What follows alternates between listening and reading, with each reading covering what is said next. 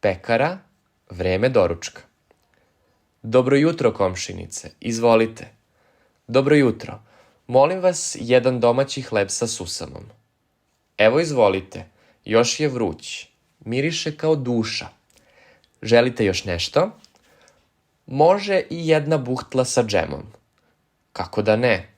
Još nešto? Da, molim vas burek sa mesom, četvrtinu.